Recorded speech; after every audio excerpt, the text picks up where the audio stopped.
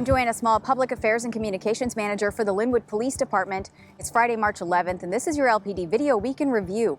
Here's a summary of some of the most notable cases your Lynnwood police officers responded to over this past week or so.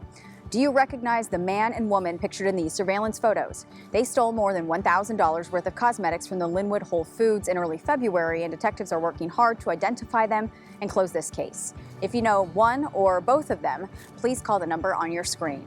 Do you know who this dark-colored Hyundai Santa Fe without license plates or a temporary tag belongs to? On March 2nd, the driver pulled up to the night drop box at the Heritage Bank located in the 9500 block of 58th Avenue West and attempted to pry or drill open the box. Although unsuccessful, he caused significant damage to the box itself. Although the driver is likely too obscured to identify, the vehicle is recognizable, and we are investigating whether it has been involved in other criminal incidents. If you have any information regarding this crime or this car, call the number that's on your screen.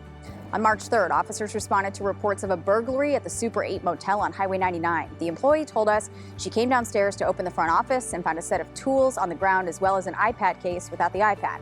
The lock on the cash register was broken and hundreds of dollars were missing. On surveillance footage, officers saw the suspect enter the office through a window and climb over the counter. He went through the cash register in various drawers, exited, and then returned wearing a headlamp. He eventually is seen leaving and walking back toward Highway 99 in front of Walgreens. If you believe you know who this person is, please contact the email address listed on your screen. Also on March 3rd, officers were dispatched to a home burglary in the 7000 block of 191st Place Southwest. When they arrived, the homeowner explained he had returned home to find a bedroom ransacked and a safe missing. He discovered the window open, the screen removed, and a ladder up against the side of his house. Quite a bit of cash in addition to the safe was also gone. He found pieces of identification such as his passport strewn about the floor. Unfortunately, the homeowner does not have any surveillance cameras, and there's no suspect information at this time. On March 8th, we were dispatched to a call regarding a teenager brandishing a knife and threatening children in a playground area of Somerset Apartments. When we arrived, the 3 teenagers involved in the incident were extremely uncooperative, swearing and yelling racial slurs. There was also an adult female, the parent of one of the teenagers, joining in the taunting. The teenager with the knife refused to allow officers to see it to determine whether or not it was legal to have in the city of Lynnwood, and a scuffle ensued. The other 2 teenagers circled around one of our officers who had the armed teen on a stairwell. When backup arrived, the 2 other teens moved away enough for officers to remove the knife from the teen who was actively fighting.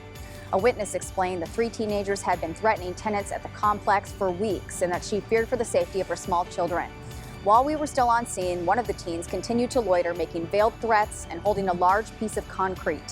While the knife was determined to be legal to carry, it was seized due to having been used to threaten little children. The juvenile is now facing charges for brandishing a weapon and obstructing law enforcement. Also on March 8th, officers were called to Kohl's for an organized retail theft in which 5 people were inside the store concealing merchandise, 3 of whom had arrived in a 2019 Toyota RAV4 with Idaho plates that was reported stolen out of Seattle. When an officer attempted to contact the driver who had left the store with his stolen merchandise, the unidentified man you saw wearing a blue jacket, he threw the vehicle into reverse, struck our patrol car, and then took off. On surveillance video, you see officers initially follow him but immediately terminate the chase. 3 of the other 5 people attempted to walk away from the scene but were arrested and cited for third-degree theft. We're still looking for the stolen RAV4 and the driver. If you have any information on either of them, call the number that's on your screen. That was the second Lynnwood patrol vehicle we had rammed just this week. We posted about the other incident Thursday on Facebook. You can refer to that post to see body camera footage of that crime. That's all for now. See you next time.